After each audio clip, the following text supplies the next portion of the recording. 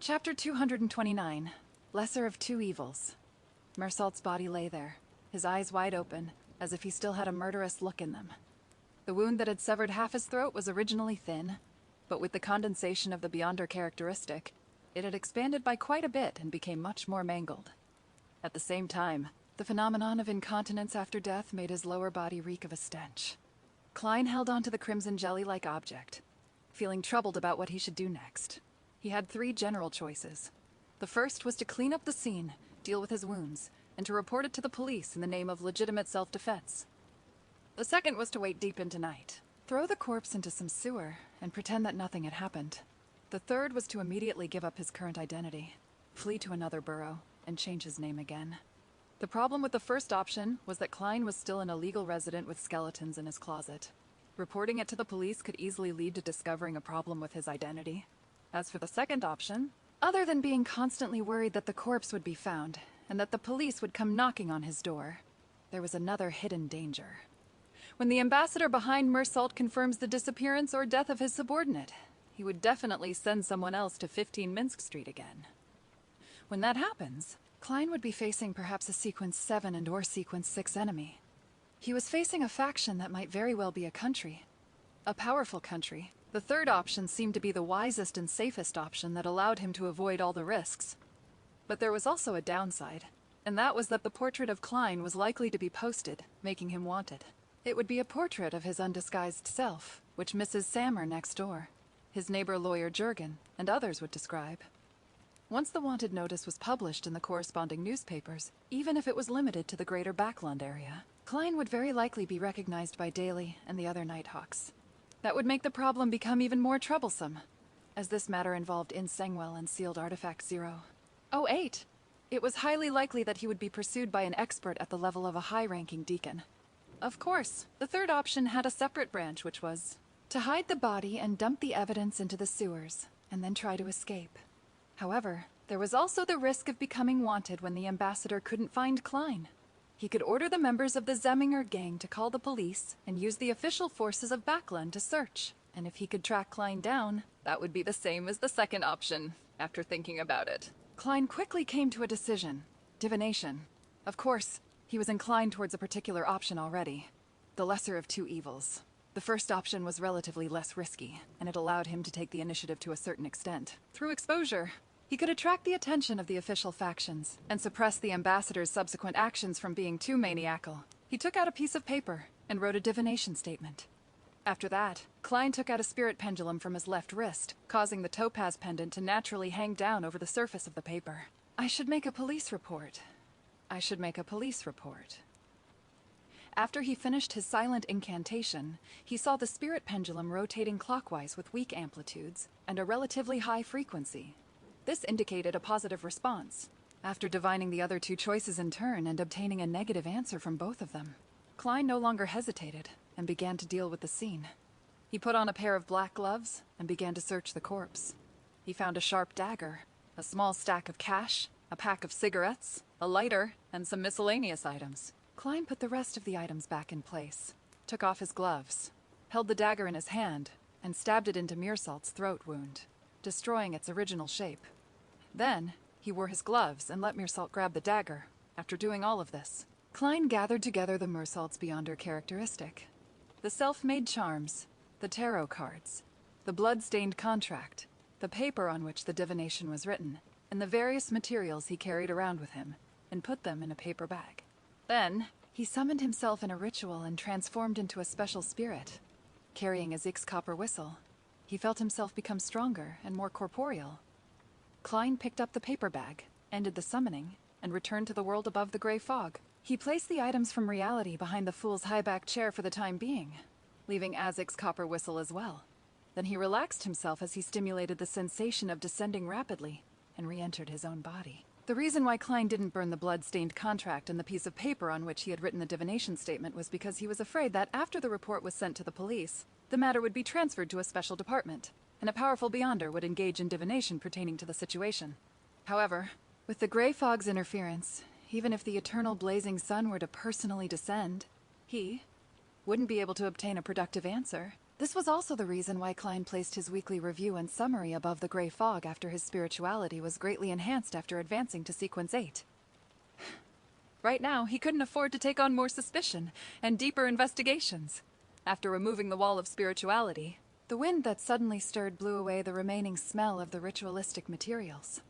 The items related to the domain of mysticism, and beyonders that were left behind on Klein's body, and in the entire house were the candles that were silently burning in front of him.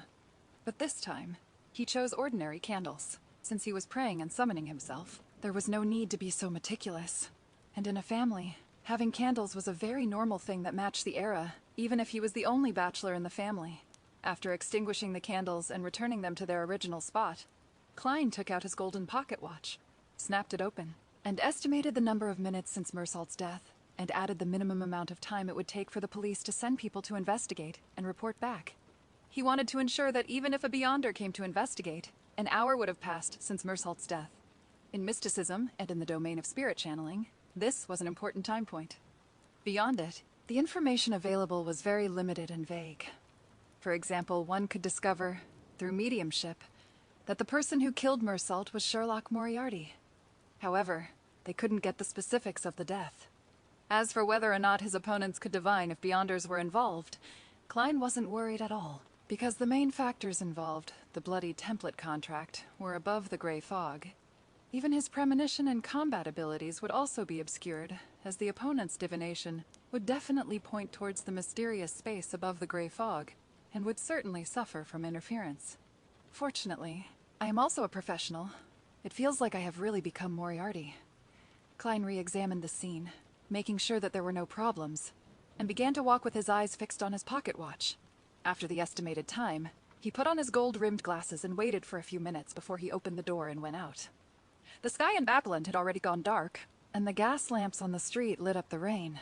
As a middle-class neighborhood, Minsk Street was often patrolled by the police. Klein waited for a while, then spotted the target and went up to meet them. They were two low-ranking constables with only one chevron on their palette. They held guns, batons, and were holding up an umbrella while looking around.